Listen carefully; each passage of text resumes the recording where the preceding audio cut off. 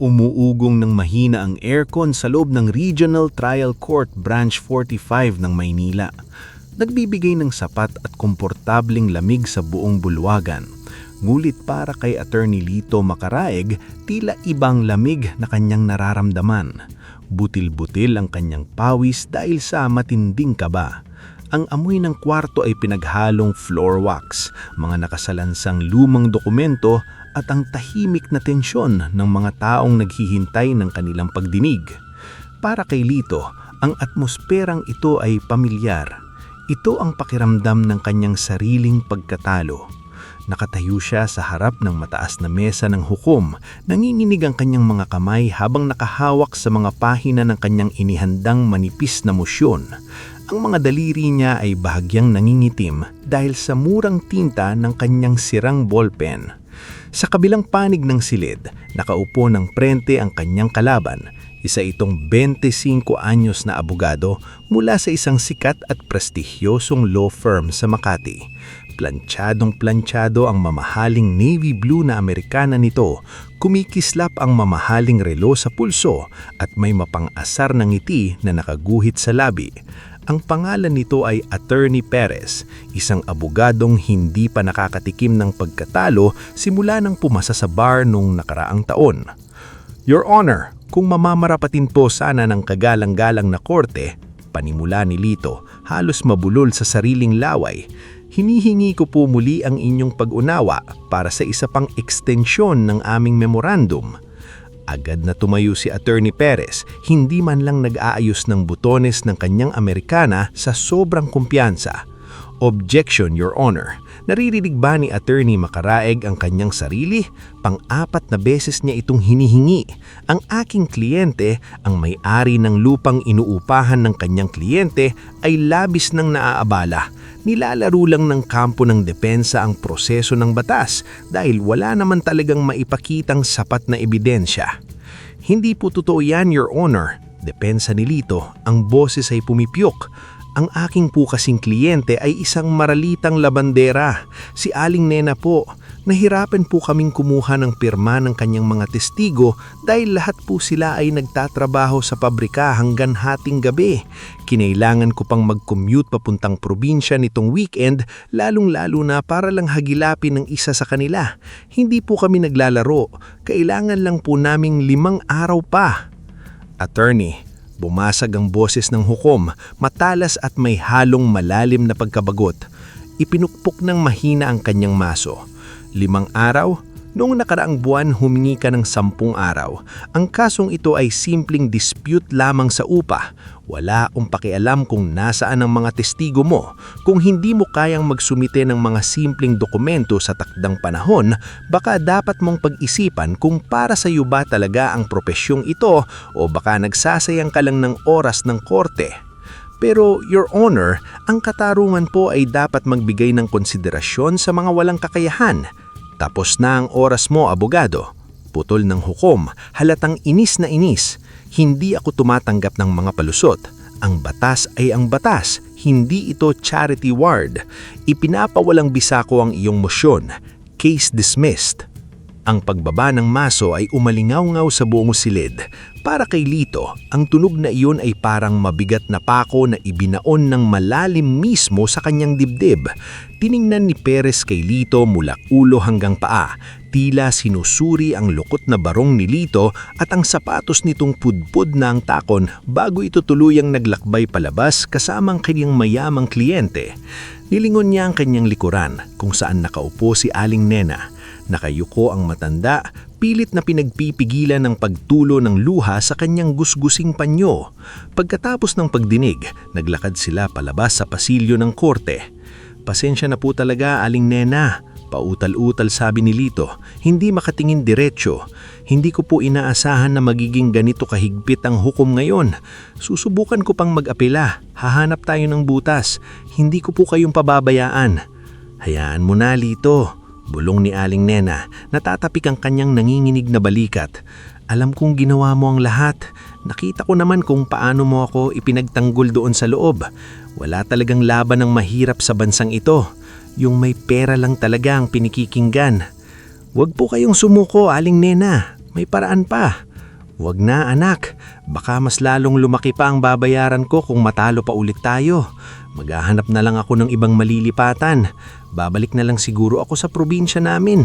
Wala na rin naman akong bambayad sa iyo, maski pamasahe pabalik dito sa korte. Tiningnan ni Lito ang papalayong bulto ng matanda hanggang sa mawala ito sa dami ng tao. Si Lito Macaraeg ay hindi kailanmang naging henyo. Wala siyang photographic memory, wala siyang high IQ tulad ng mga kaklase niya noong law school. Pumasok siya sa abogasya dahil sa pangarap ng kanyang yumaong ama, isang simpleng clerk sa munisipyo, na magkaroon ng tagapagtanggol ang mga mahihirap sa kanilang pamilya na palaging inaapi ng mga politikong walang ginawa kundi magnakaw.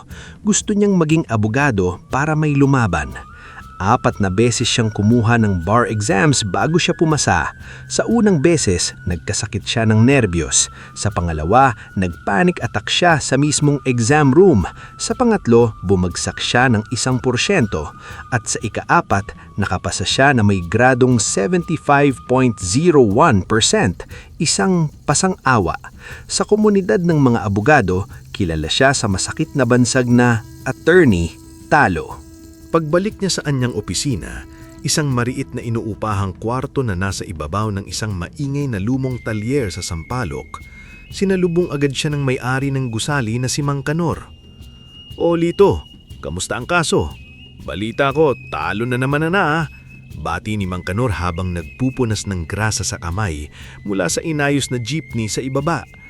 "Kailan mo babayaran yung 2 buwang upa mo rito sa taas? Kailangan ko nang bumili ng mga bagong piyesa sa talyer." "Mang Kanor, pasensya na po talaga." Kamot-ulong sagot ni Lito, bitbit ang kanyang kupasing leather bag. "Natalo po ang kaso ko ngayon. Wala pa pong pambayad ng kliyente ko. Naaawa na nga rin po akong maningil. Bigyan niyo pa ako ng 1 linggo. May inaasahan akong magpapagawa ng kontrata at notaryo sa Biyernes." "Nako Lito, mabait naman ako sa iyo at alam kong maganda ang layunin mo sa mga tao dito sa komunidad. Pero hindi tayo mabubuhay sa puro pasensya. 1 linggo na lang ha. Kundi maghanap ka na ng ibang opisina. Ipapaupa ko na yan sa mga estudyante." "Opo, Mang Kanor. Maraming salamat po." Sagot ni Lito na may kasamang malalim na buntong hininga. Pumasok siya sa loob. Binuksan ng disusing pinto ng kwartong amoy lumang papel at kape. Umupo siya at tumitig sa blankong pader. Paglabas niya muli ng mag-aalas 8 ng gabi para sanang bumili ng murang hapunan sa karinderya, sinalubong siya ng madilim na kalangitan. Walang babala, biglang bumuhos ang isang napakalakas na ulan, yung tipong ulan na bumabayo sa mga bubong ng Maynila. Wala siyang dalang payong, hindi na siya nag-abala pang sumilong. Hinayaan niyang mabasa ang kanyang lumang barong, ang kanyang sapatos at ang kanyang mukha habang naglalakad sa alsada. Sa bawat hakbang, naririnig niya ang mga mapang-asar na boses ng mga kaklase niya noon. "Oh, pang-4 na Lito. Baka hindi talaga para sa iyo yan." Tinatanong niya ang kanyang sarili kung tama ba ang pinili niyang landas. Baka nga tama ang hukom. Baka hindi para sa kanya ang pagiging abogado. Baka nagsasayang lang siya ng oras ng mga taong umaasa sa kanya. Gabi na at walang buwan nang dumaan siya sa eskinita malapit sa talyer. Ang kuryente sa ilang bahagi ng daan ay patay. Malapit sa kanyang opisina ay may abandonadong construction site ng ipapatayong kondo na ipinundahan umano ng isang malaking kumpanya. Gumuho ang ilang bahagi ng pader nito noong nakaraang linggo dahil sa mahinang pundasyon. Habang binabaybay niya ang madilim na gilid, iniiwasan ng malalaking putik at nakalawit na bakal. Biglang napatigil si Lito. Sa pagitan ng malakas na hampas ng ulan, kulog at ugong ng mga sasakyan sa malayo, may narinig siyang isang kakaibang tulog. Isang mahinang daing, isang boses na parang humihingi ng saklolo mula sa ilalim ng mga gumuhong bato. "Sino yan? May tao ba riyan?" Sigaw ni Lito, sinisikap na labanan ang ugong ng malakas na angin at ulan. Binaliwala niya ang putik at naglakad palapit sa gumuhong semento. "Tulong! Tao! Tulungan mo ko!" Ang sagot ng boses na parang nanggagaling mismo sa tailaliman ng lupa, kasing lutong ng mga tuyong dahon. Agad na binunot ni Lito ang kanyang keypad cellphone at binuhay ang flashlight. Nang itutok niya ito sa singit ng mga bloke ng hollow blocks, nalaki ang mga mata ni Lito at halos mabitawan niya ang kanyang telepono. Hindi ito tao, hindi rin ito aso o kasa. Isa itong napakatandang lalaki na may sukat na hindi hihigit sa 2 tapyak. Kulubot-kulubot na ang balat nito, tila ba balat ng isang sinaunang puno. Mahaba ang puting barbas na basa ng putik at may gulanit na pulang damit. Ang binti nito ay naiipit sa ilalim ng mabigat na bato. Diyos ko po, ano ka? Bulalas ni Lito na paurong ng bahagya. Kinustos niya ang mga mata niya. Inisip na baka namamalikmata lang siya dahil sa stress at gutom. Isang bata? Isang manyeka? Nauubusan na ako ng hininga. Huwag ka nang magtanong. Buhatin mo ito. Daing ng maliit na matanda, pilit inaabot ang paa ni Lito. Kahit litong-lito siya, nanaig ang kabutihan sa puso ni Lito. Binitawan niya ang kanyang leather bag sa putik. Naghanap siya ng mahabang bakal na scaffolding pipe sa paligid. Ginamit niya itong lever, isinuksok sa ilalim ng semento at ibinuhos ang buong lakas. Kaunti na lang! Kapit lang! Huwag kang susuko! Sigaw ni Lito habang nararamdaman ang pagputok ng paltos sa kanyang mga kamay. Tumutulo ang sarili niyang dugo sa bakal, hindi niya iniinda. Nang maangat ang semento, mabilis niyang hinila ang nilalang. Binuhat niya ito, isinilong sa kanyang barong para hindi lalong mabasa ng ulan at tumakbo siya patungo sa kanyang opisina sa itaas ng talyer. Pagpasok niya, ibinaba niya ang nilalang sa kanyang lumang sofa at mabilis na kumuha ng first aid kit. Habang pinupunasan niya ang binti ng matanda gamit ang bulak at betadine, napansin niyang ang dugo ng nilalang ay hindi pula. Makinang na kulay ginto ito. Biglang kumislap ang lumang desk lamp ng 3 beses. Ang hangin sa kwarto ay biglang nag-iba. Naging amoy sariwang hamog sa probinsya, amoy ng bagong gupik na damo. Dahan-dahang tumayo ang matanda. Sa isang iglap, naghilom ang lahat ng sugat nito at ang kanyang damit ay naging malinis at makintab na parang mahaling seda. Huwag kang lalapit! Anong klaseng nilalang ka? Sigaw ni Lito, napasandal sa pader na may hawak na makapal na civil code na libro, pamapalo kung sakali. Kumalma ka, Lito makaraig. Wika ng nilalang, ang boses ay umaalingaw-ngaw ngayon ng may malalim na otoridad. Ako si Makisig, isang duwende mula sa kaharian ng mga duwende, eksakto sa ibaba ng malaking balete na walang awang pinutol ng mga sakim na tao para sa itatayong gusiling iyon sa labas. Ang aming balete ang huling natira. Isang gabi, dumating ang mga malalaking makina. Inutusan sila ng isang mayamang developer na tanggalin ng aming tahanan. Pinilit kong pigilan ang lupa sa pagguho upang bigyan ng oras ang aking mga kasamahan na makatakas pabalik sa aming kaharian. Ngulit ako ay inabutan ng malaking bato. Duwende? Mula sa kaharian ng mga duwende? Totoo kayo? Akala ko kwentong barbero lang kayo na tinatakot sa mga bata noong araw. Halos hindi makahinga si Lito sa labis na pagkabigla. Pilit iniisip kung nabaliw na ba talaga siya dahil sa sunod-sunod na pagkatalo sa korte. Kwentong barbero sa inyo. Ngunit kami ang mga naunang nanirahan sa lupang inyong inaangkin bago pa man kayo nagtayo ng mga kalsada at matataas na gusali. Sagot ni Makisig habang dahan-dahang lumulutang sa hangin. Inakala kong iyon na ang huling araw ko sa mundo. Subalit, hindi ka tumakbo para sumilong. Dinamit mo ang iyong duguan at nanginginig na mga kamay para iligtas ang isang nilalang na hindi mo kauri. Sa batas ng aming lahi, ang isang buhay na iniligtas ng walang kapalit ay nangangahulugan ng habang buhay na pagkakatali ng utang na loob. Kaya't pinili kong maging iyong kalasag. Utang na loob? Anong ibig mong sabihin? Anong gagawin mo sa akin? Hindi ko kailangan ng kalasag. Wala naman akong nakakaaway na pisital. Wala akong gagawin laban sa iyo, tao. Sagot ni Makisig, dahan-dahang lumalapag sa ibabaw ng mesa. Batid ko ang iyong mabigat na pasanin. Naririnig ko ang iyong mga hikbi at buntong hininga gabi-gabi.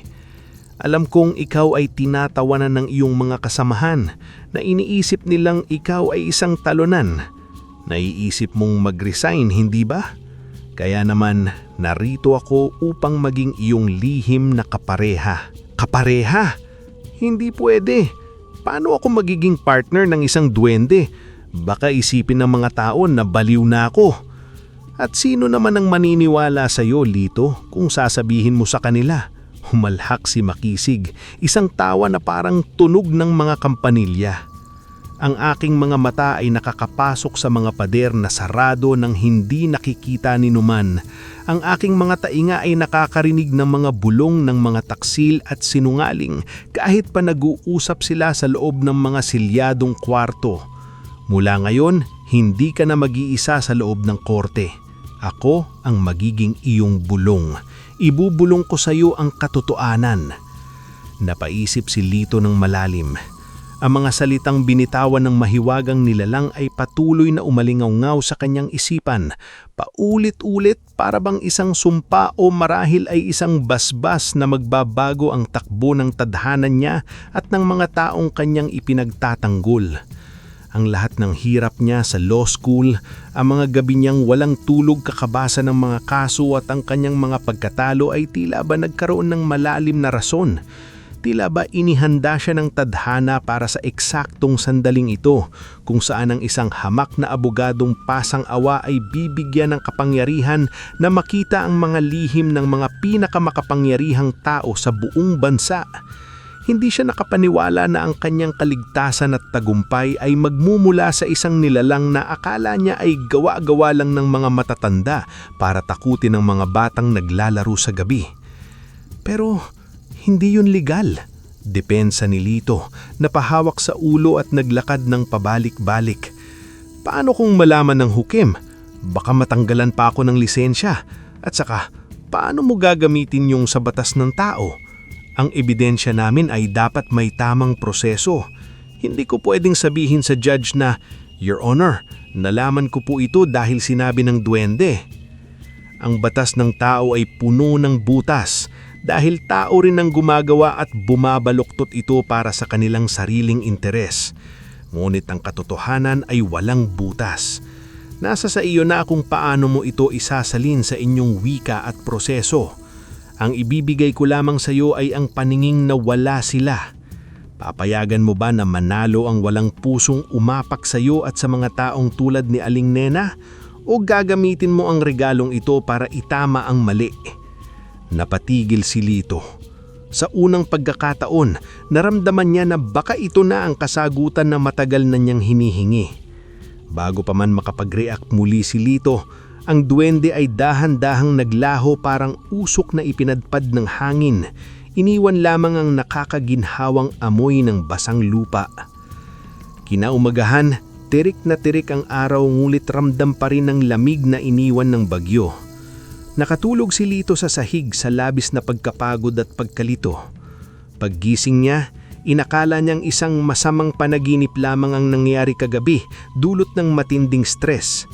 Ngunit nang makita niya ang maliit na bakas ng makintab na gintong dugo sa puting tuwalya sa ibabaw ng mesa, alam niyang totoo ang lahat. Maya-maya, nakarinig siya ng marahang katok sa pinto. Inakala niyang si Mang Kanor na naman ito para maningil ulit ng upa. Nang buksan niya ito, ang isang dalagang babae ang nakatayo. Mugto ang mga mata, magulo ang mahabang hubok, nanginginig ang mga labi at mahigpit na nakayakat sa isang lumang backpack. Ikaw po ba si Attorney Lito? Tanong ng dalaga. Ang boses ay sobrang hina, nanginginig sa takot at pag-aalinlangan.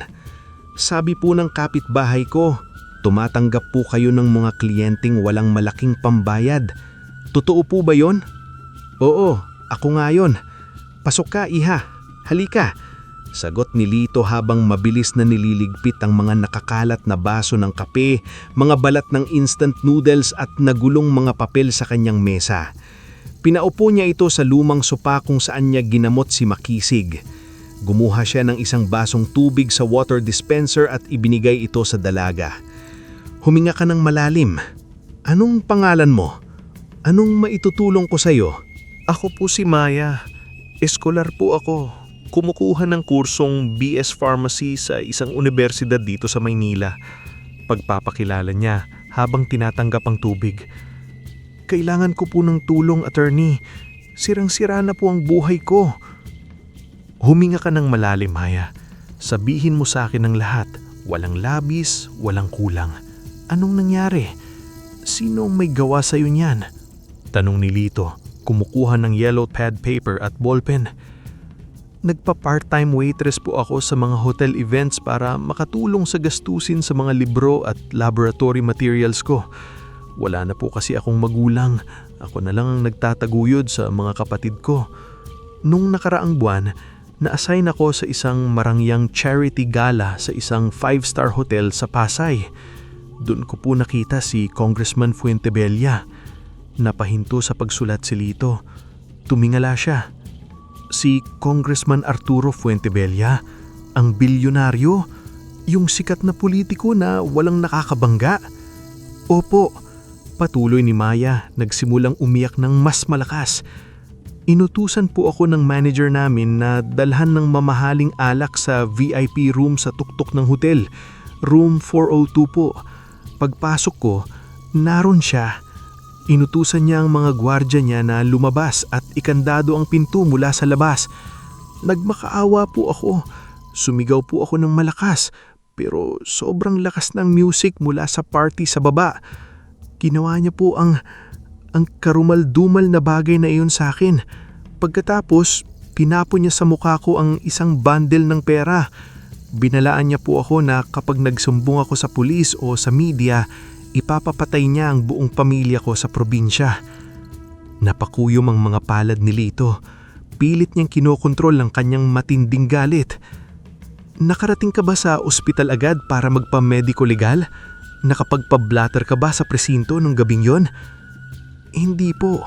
Sa sobrang takot ko, umuwi lang ako at nagkulong ng 3 araw sa kwarto. Pumunta po ako sa mga malalaking law firm sa Makati nung nagkalakas loob ako. Sabit ni Maya, pinupunasan ng kanyang luha. Gusto ko pong lumaban, ngunit nang narinig nila ang pangalan ni Congressman Fuentebella, bigla silang nagbabago. Ang sabi ng iba, wala raw akong sapat na ebidensya dahil huli na para sa medico legal. Sabi ng iba, wala kang laban dyan, Ining. Fuentebella yan. Kayang-kayang bilhin ang kaso. Kaya naisip ko, baka may abogado tulad ninyo na hindi takot sa kanila. Kahit mamatay na ako sa kaba, gusto ko lang po talaga siyang mapagbayarin.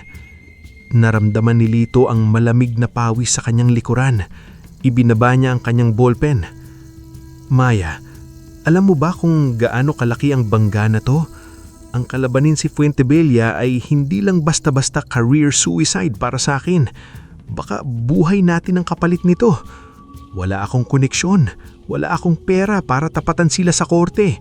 Isang maliit na abogado lang ako na madalas matalo. Kaya nyo rin po bang talikuran ako, attorney? Diretsong tanong ni Maya. Ang mga mata ay nagmamakaawa, tumatanggo sa kaluluwa ni Lito. Kung hindi ako lalaban, parang pinatay ko na rin ang sarili ko. Ayokong mabuhay sa takot araw-araw. Sa pagkakataong iyon ay narinig niya ang isang malamig na boses sa hangin, tila nanggagaling sa itaas ng kanyang istante ng libro. Duwag ka ba, Lito? O sadyang bulag sa katarungan? Tumingin si Lito sa paligid. Nararamdaman niya ang presensya ni Makisig, bagamat hindi ito nakikita ni Maya. Ang buhayang iyan ay matagal nang nagpapakasasa sa luha at dugo ng mga inosente. Oras na para matuto siyang masugatan. Oras na para maranasan niyang matalo. Hindi ka mag-iisa. Tanggapin mo ang kaso. Huminga ng napakalalim si Lito. Tinignan niya ang umiiyak na pharmacy student sa kanyang harapan. Kung aatras siya ngayon, ipagkakanula niya ang lahat ng dahilan kung bakit niya pinilit maging hubogado. Kinuha niyang muli ang kanyang ballpen. Huwag kang mag-alala, Maya. Hindi tayo aatras. Buong lakas na panata ni Lito. Hawak ko na ang kaso mo. Lalaban tayo at papatunayan natin sa kanila na walang sino man ang nasa itaas ng batas. Ihahanda natin ang kaso mo ng walang butas. Makalipas ang 1 linggong mahigpit na paghahanda, dumating ang araw ng unang pagdinig na pinakahinihintay at pinakakinakatakutan ni Lito. Ang bulhungan ng Regional Trial Court ay hindi tulad ng mga nakaraang pagdinig niya na walang pumapansin. Ngayon, ang labas ng korte ay punong-puno ng mga mamamanayag, nag-aagawang camera crews mula sa mga malalaking networks at ng mga usisiro. Ang balitang may isang hamak na abogado na naglakas loob kasuhan si Congressman Fuentebella ay kumalat na sa parang apoy sa buong bansa. Sa kaliwang bahagi ng malawak na courtroom, nakaupo si Congressman Fuentebella. Suot nito ang isang pasadyang Italian suit na nagkakahalagang parahil ng 1 taong sweldo ni Lito. Prenting nakaupo ang politiko, napapaligiran ng isang buong batalyon ng mga high-profile na abogado mula sa pinakamalaking law firm sa Pilipinas. Pinamumunuan sila ni Attorney Victor Valdez, ang isang kilalang shark sa legal profession na sikat sa walang awang pagdudurog ng mga testigo at pagbabaluktot ng katotohanan. Sa kanang bahagi naman ng silid ay si Lito. Suot niya ang kanyang isang matino ngunit lumang barong na halatang pinansya lang ng dalian noong madaling araw. Katabi niya si Maya na nakayuko, umiiyak at nanginginig ng takot tuwing makita ang mukha ng congressman. Nang magsimula ang pagdinig, tinawag si Maya sa witness stand. Si Attorney Valdez ang nag-cross-examine sa kanya. Miss Maya, panimula ni Valdez, umiikot sa gitna ng silid habang nakangiti ng nakakaloko. Kung talagang nangyari ang sinasabi mo na pinilit ka sa loob ng kwarto, bakit ka naghintay ng ilang linggo bago magreklamo? Bakit hindi ka agad tumakbo sa pulis o sa ospital ng gabing iyon? Hindi kaya dahil naghahanap ka pa ng magandang timing para humingi ng malaking areglo mula sa isang kagalang-galang na opisyal? Objection, Your Honor! Sikaw ni Lito, tumatayo agad. Ang kampo ng depensa ay hinuhusgahan ng pagkatao ng aking kliyente. Ito ay malinaw na paninira. Overruled. Mabilis na sagot ng hukom. The witness must answer the question. It goes to her credibility. Natakot ako, sigaw ni Maya, panayang iyak habang nakahawak sa mikropono.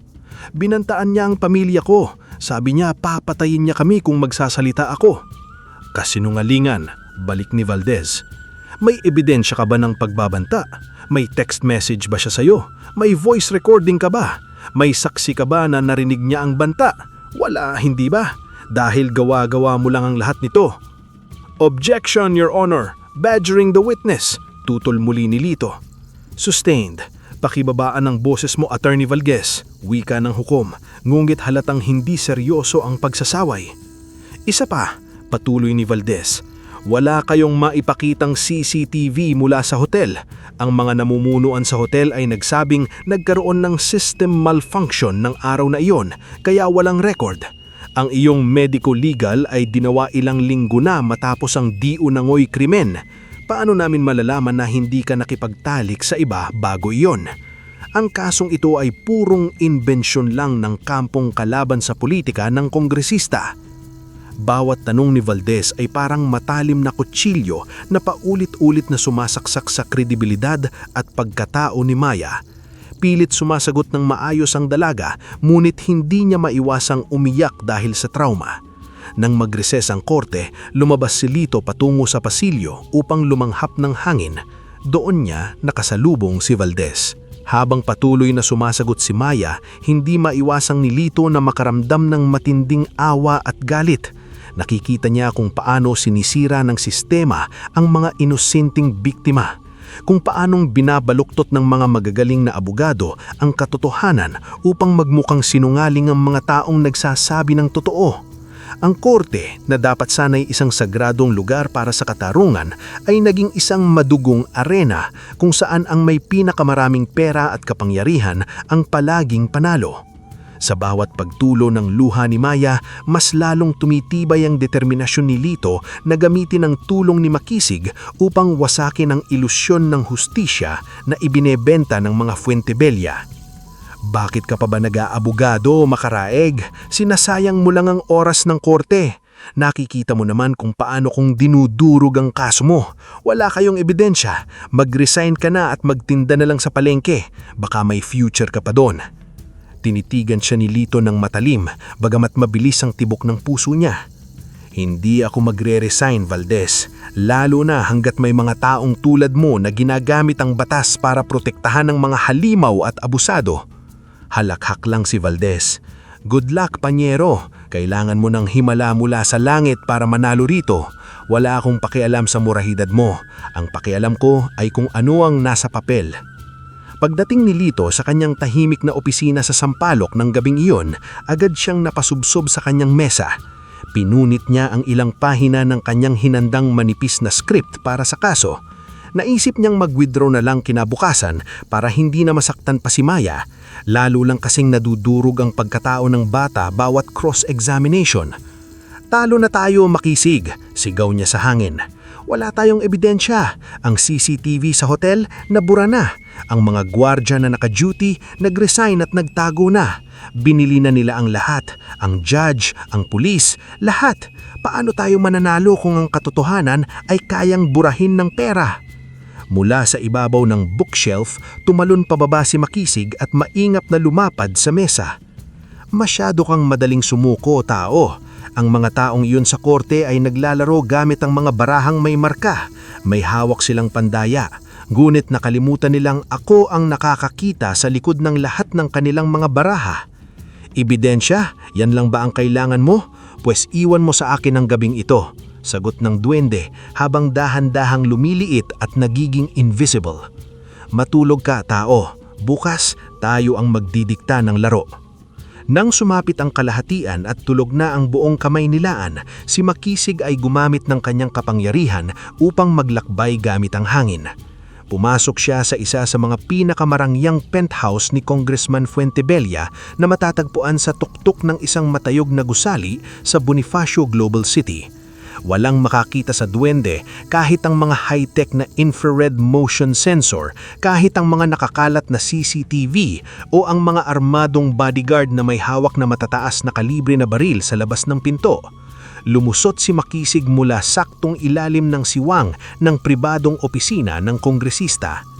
Sa loob ng kwarto na amoy mamahaling alak at tabako, nakita ni Makisig si Fuentebella na may kausap sa isang maliit na burner phone. Sa kabilang dulo ng mamahaling mahogany na mesa, nakaupo si Attorney Valdez na abala sa pagbibilang ng makapal na bundle ng pera. Siguraduhin mong hindi sisipot ang lumang head guard na yon bukas sa korte. Utos ni Fuentebella sa telepono habang humihitit ng makapal na tabako at nagbubuga ng usok sa hangin. Ipadala mo na siya at ang pamilya niya sa probinsya sa Mindanao. Bigyan mo ng 1 milyon. At kapag umangal at gustong magsalita, alam mo na ang gagawin, patayin niyo. Yes, Congressman, sagot ng tao sa kabilang linya. Binaba ng kongresista ang telepono. Nakabalo-balot na ang mga bundle, Congressman, sabi ni Valdez, nakangiti habang isinisilid ang pera sa briefcase. Sigurado akong magiging masaya si Judge Tuazon dito. Pamilyar siya sa presyo natin. Dapat lang, marami pa tayong projects na kailangan ng tulong niya. Tumatawang sagot ni Fuentebella. Nga pala, Valdez, paano yung tunay na logbook ng hotel? Baka may makakita pa nun. Huwag kang mag-alala, Congressman. Di ba itinago nyo yan sa vault nyo diyan sa likod ng painting? Walang pulis na makakapag-search warrant dito nang hindi dumadaan sa akin. At ang backup phone na ginamit nyo para sa pagte-text sa akin, nasaan? Baka mabuking yung number. Tinapik ni Fuentebella ang kaliwang bulsa ng suot niyang mamahaling Amerikana. Lagi ko itong dala. Nakatago lang ito sa suit ko kapag nasa korte tayo. Hindi nila ito mahahanap sa buong buhay nila. Nakangiting pinanood sila ni Makisig mula sa itaas ng chandelier. Ginamit ng duwende ang kanyang pandinig upang pakinggan ang mga tumutunog na gear sa loob ng wall vault sa likod ng abstract painting habang bubuksan sana ni Fuentebella ang dokumento. Ang password ay 1974. Nakita rin niyang naroon nga ang orihinal at hindi pa napupunit na logbook ng hotel na nagpapatunay na naroon si Fuentebella at Maya sa iisang kwarto sa eksaktong oras ng krimen. Kinabisado ni Makisig ang bawat numero, bawat password, bawat pangalan, bawat petsa at bawat detalye ng mga usapan. Nang umaga, bumalik si Makisig sa sampalok na may dalang mga impormasyong hihigit pa sa anumang imbestigasyon ng NBI. Gising Atty. Macaraig, bulong ni Makisig sa taingan ng humihilik na abogado habang tinatapik ang pisngi nito. Bumangon ka na, panahon na para maningil ng utang. Ang pagbubukas ng muling pagdinig ng sumunod na araw ay binalot ng matinding tensyon na kaya mong hiwain gamit ang kutsilyo. Oras na para sa cross-examination ng mismong nasasakdal, si Congressman Fuentebella. Umupo ang politiko sa witness stand ng may buong kumpiyansa, naka-cross legs pa at ngumingiti sa mga reporter. Tiwala siyang ang kanyang mga kasinungalingan ay ganap na protektado ng kanyang salapi at ng talino ni Valdez. Sa kabilang mesa, si Lito ay dahan-dahang tumayo, hawak ang kanyang legal pad. Wala na itong ibang kalaman kundi isang blankong pahina. Sa pagkakataong to, may kakaibang bigat at lamig sa kanyang kanang balikat. Doon ay nakaupo si Makisig, ganap na invisible sa paningin ng mga tao, ngulit ramdam na ramdam ni Lito ang kapangyarihan nito. Congressman Fuentebella, panimula ni Lito. Medyo nanginginig pang nabahagya ang boses niya sa unang salita, ngunit unti-unting tumitibay. Ipinagkakaila mo ba sa ilalim ng sunumpa ang salaysay na nakita mo si Maya noong gabi ng Oktubre 14, ang gabi ng insidente? Gaya ng paulit-ulit na akong sinasabi, Atty. Macaraig, hindi ko kilala ang babaeng yan. Sagot ng kongresista, pinipilit na magmukhang inosente at nakakaawa para sa mga media cameras. Sa kabilang mesa, litaw na kapustadong nakatayo si Atty. Valdez na halos malaglag ang banga. Sinungarim na matanda, bulong ni Makisig. Lito, tanungin mo siya tungkol sa text message noong Oktubre 14, eksaktong alas 11:30 ng gabi. Sabihin mo ang numerong 0917-555-8821. Ang mensahe ay ipinadala niya kay Atty. Valdez na nagsasabing, ihanda ang VIP room 402, may bago akong laruan. Bukod dito, sabihin mo sa hukom na ang teleponong ginamit niya para ipadala yon ay nasa kaliwang loobang bulsa ng kanyang suot na Amerikana ngayon mismo. Nanlaki ang mga mata ni Lito, ngulit para sa unang pagkakataon sa buong karera niya bilang abogado, naramdaman niya ang pagdaloy ng isang hindi maipaliwanag na tapang. Huminga siya ng malalim, itinapon niya ang kanyang blankong legal pad sa mesa, naglakad patungo sa gitna ng silid at tumingin ng diretsyo at walang takot sa mga mata ng bilyonaryong politiko. Congressman Fuentebella, ang boses ni Lito ay naging malakas, matatag at buong-buo na ikinagilat ng hukom at ng buong korte. Kung hindi mo siya kilala at kung nasa meeting ka, bakit noong Oktubre 14, eksaktong alas 11:30 ng gabi, gamit ang iyong lihim na numero na 0917-555-8821, ay nagpadala ka ng mensahe mismo sa iyong abogadong si Atty. Valdez na nagsasabing ihanda ang VIP room 402, may bago akong laruan.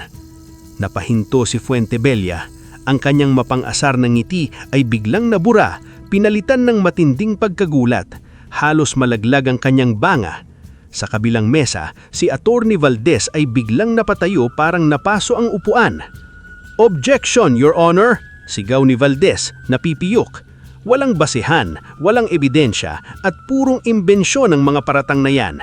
Isang malinaw na pangingisda ng impormasyon na wala sa aming records, irrelevant and immaterial. Your Honor, mas mabilis at mas malakas na sagot ni Lito, hindi hinayaang makasingit ng tuluyan ang kalaban. Ang ebidensya ay hindi malayo, hindi ko na kailangang mangisda.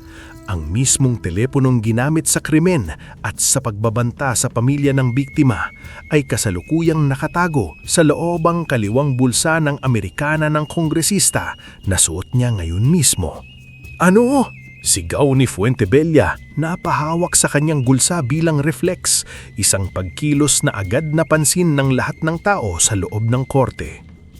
Hinihiling ko sa kagalang-galang na korte na ipag-utos sa court sheriff na kumpiskahin ang teleponong iyan ngayon din bilang physical evidence. Ang tahimik na silid ay biglang sumabog sa matinding bulungan at ingay ng mga camera flashes mula sa mga reporter.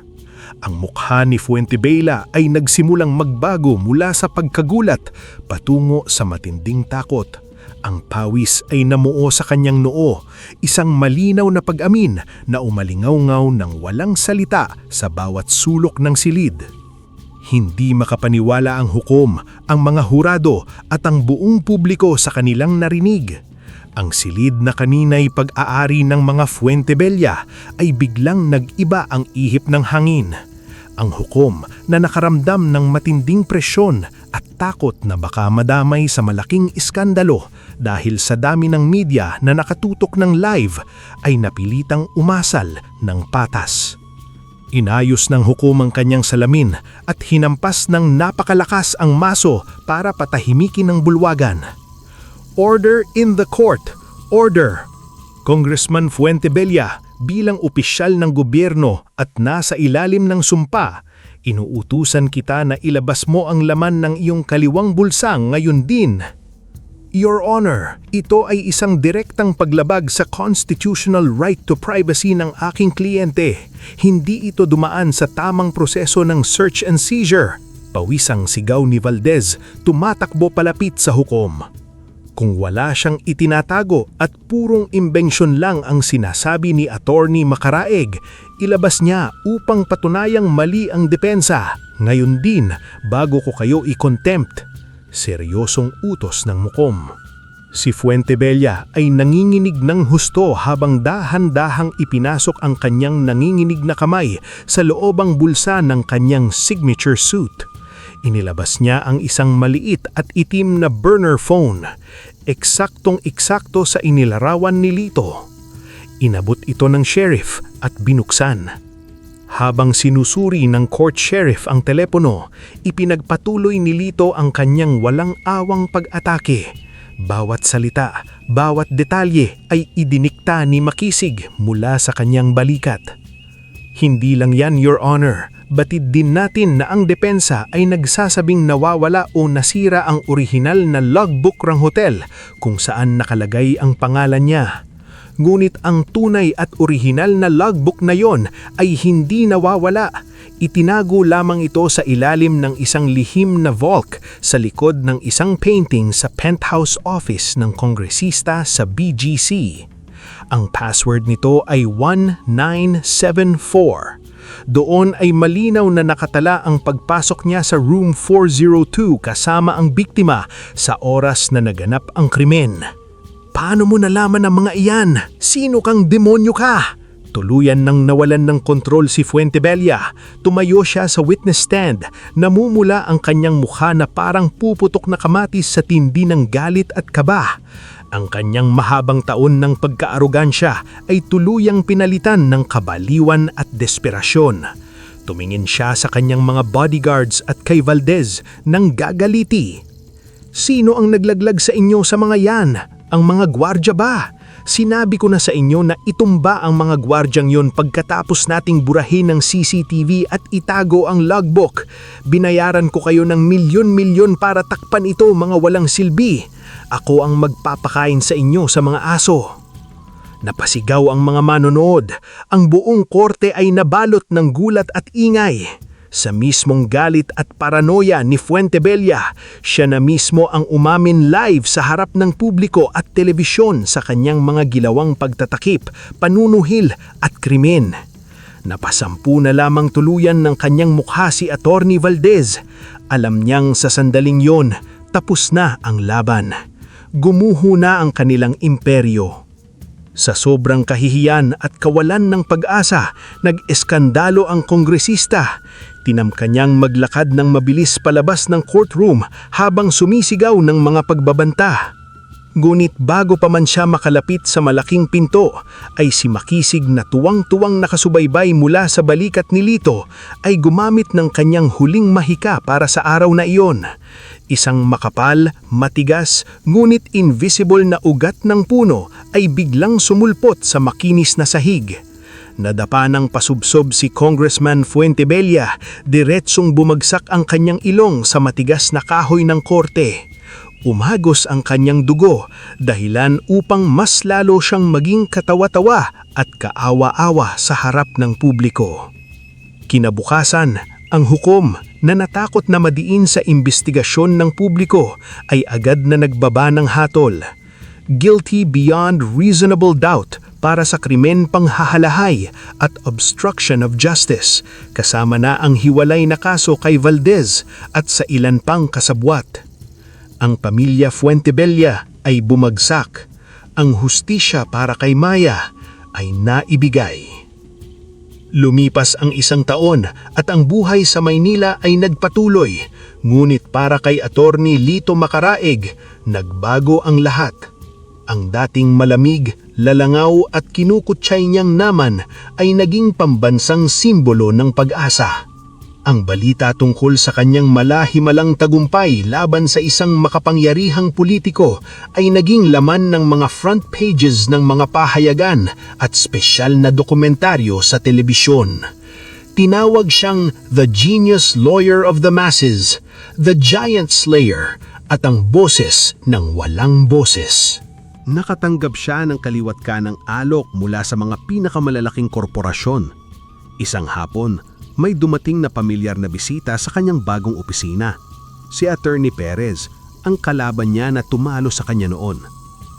"Lito, the partners at my firm are impressed," sabi ni Perez. Inaabot ang isang malaking kontrata. "We want you as a senior partner. 500,000 a month plus a corner office in Makati. Gusto naming gamitin ang galing mo sa investigasyon para sa mga corporate clients namin. Tatanggihan mo ba ang ganitong oportunidad?" Ngumiti si Lito. Tinitignan niya ang mahabang pila ng mga magsasaka at manggagawa sa labas ng kanyang pinto. "Salamat, Perez. Napakagandang alok niyan. Pero mas kailangan ako rito. Ang daming walang boses sa bansa natin. Hindi ko sila pwedeng iwan para lang magpayaman. Tsaka baka mainis ang partner ko kapag lumipat tayo sa Makati." "Partner? Akala ko ba mag-isa ka lang nagpa-practice?" "Oo, mag-isa lang ako physically." Natatawang sagot ni Lito. Naiiling na umalis si Perez. Pagkaalis nito, isang magandang babae ang pumasok, nakasuot ng puting uniforme. "Attorney!" masayang bati ni Maya, sabay labas ng isang papel mula sa kanyang bag. "Dumating na po ang resulta. Nakapasa na ako sa board exam. Registered pharmacist na ako, attorney." "Aba, congratulations Maya. Ipinagmamalaki kita." Masayang bati ni Lito. Yinakap ng higpit ang dating kliyente. "Sabi ko sa iyo, malayo ang mararating mo basta't hawak mo ang katotohanan at hindi ka susuko sa pangarap mo." "Dahil po sa inyo yon, attorney. Kundi dahil sa tapang ninyo, baka nagtago na lang ako habang buhay. Maraming salamat sa pagbibigay sa akin ng pangalawang buhay at pag-asa." Mangiyak-ngiyak na sabi ni Maya. Nang gumabi at umuwi na ang lahat, isinara ni Lito ang kanyang malaking opisina sa Quiapo. Mauyos na nakasalansa ng mga bagong libro ng batas sa kanyang mga malalaking estante na gawa sa Nara. Lumapit siya sa dulo ng kanyang mahabang mesa at naglagay ng isang munting tasa ng mainit na kape at isang hiwa ng matamis na bibingka sa isang porselanang platito. "Salamat Makisig," nakangiting bulong ni Lito sa hangin. Inayos ang pagkakapatong ng kape. "Handa ka na ba para bukas? May kaso tayo laban sa isang illegal mining company sa probinsya na nagpapahirap sa mga katutubo." Isang marahang, pamilyar at nakakatuwang tawa ang umalingaw-ngaw sa silid. Dahan-dahang nabawasan ng kape sa munting tasa kahit walang nakikitang taong humahawak dito. Ang isang maliit na silya sa tabi ng mesa ay gumalaw ng bahagya at pumihit paharap sa pinto. Tanda na ang duwende ay handa na namang makinig, magsuri at bumulong. Alam ni Lito na napakarami pa nilang haharaping masasamang buwaya at leon sa lipunan. Kundi habang nandiyan ang mahiwagang bulong ng katotohanan na hindi kayang bilhin ng pera, wala ng tiwaling batas at tao ang hindi nilang kayang pabagsakin.